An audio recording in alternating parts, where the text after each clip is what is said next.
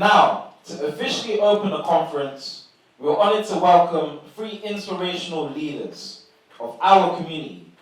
Please join us in giving a warm round of applause to Natasha Irons MP, Tony Letts OBE, and Councillor Dr. Manju Shahul-Hameed.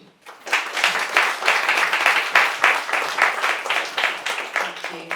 I'm Natasha Irons, MP for Croydon East. Thank you, Joshua. Thank you, Uma. It is always a delight to hear from young people rather than adults when you're talking about young people. Nothing about you without you, right? So it's amazing to have young leaders like you in the room, but also other young leaders who are interested in how we can rebuild and create communities that centre young voices. I was elected in July and coming up to a year of being an MP, and it's been quite the ride. But I've loved every minute of it, and one of the things that I'm really passionate about and am pushing for is improvement in how we centre and build on things for our young people. So I'm the chair of the Youth Affairs APPG, which is different to all the other all-party parliamentary groups where you have a bunch of MPs who get in a room, whinge on for a few hours and nothing happens. With ours, we invite young people into Parliament, and we've had representatives from Reach and Higher, from Croydon Drop-In, and from other youth organisations to come in and hear from young people and hear what their perspective is on how we can help support them.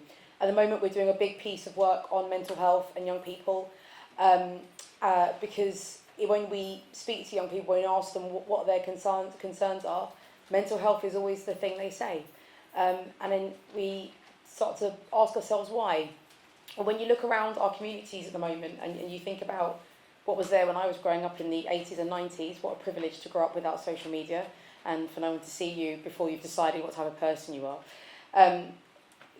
We had things that we could point to that belonged to us. Whether it was a dilapidated porta cabin in a field, it didn't matter, it belonged to us, and we had somewhere safe to go and we had trusted adults that we could speak to. When we look around our communities now, it's really hard, I think, for young people to grow up and say that belongs to me, that is an investment in us. And at the moment, we had a 73% cut in youth services. We have a mental health crisis within the NHS with our young people. We've got, I think it's a 55% treatment gap between what we spend on mental health for adults and what we spend on mental health for children and young people. And if you're from Croydon, there's about a 3-year waiting list to get mental health support locally, which is just unacceptable.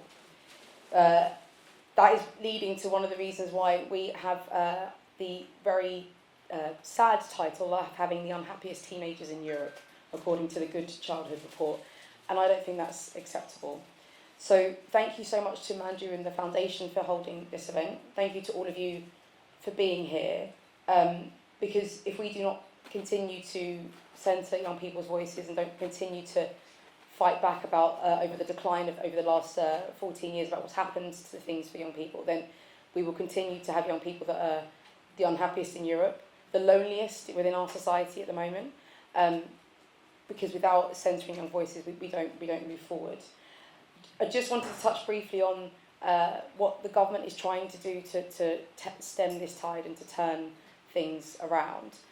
You will have heard about the National Youth Strategy, which is an innovative piece of work that the Culture, Media and Sports Department is doing at the moment. They've done a big conversation with young people around what they want to see from their youth services. So not just targeted things, but those universal things that you can just drop into and make you feel as if you've got somewhere safe to go. So that piece of work is happening right now. We're hopefully going to hear back about the next steps just over the summer and into the autumn. You would have heard about the Young Futures Hubs. This is a key piece of work that the government has pledged to do to stem the tide of knife crime and youth violence. Because we know we cannot arrest our way out of this. We know that we cannot lock up everybody and expect this to go away. It has to all be about prevention rather than cure. And Young Futures Hubs is all around providing wraparound support for people who are at risk of being drawn into crime and into violence. So they're about to announce the first tranche of those going into communities. We're lobbying very hard to hope that Croydon becomes part of that, but we can't promise anything, but we are trying our best to make sure that Croydon gets their fair share of that work. And then there's also the commitment from government to put mental health support in every school. Now this is really important because, as we said, we've got young people growing up in mental health crisis, but we need to also teach young people how to be resilient, because life sometimes can be tricky, and we need to give young people the tools in how to get through that. So the government is trying to put that support into our schools. So I will just finally wrap up and say again, thank you so much for being here today. Thank you so much for centering young voices. Thank you to Tower Hamlets, who's here. Thank you to the reason I single you out is because everybody else is from South London, so I'm going to say, yeah, Tower Hamlets, but hell yes to South London, thank you so much. So we've got Lambeth, we've got Lewisham, we've got Croydon, and we have Southwark here.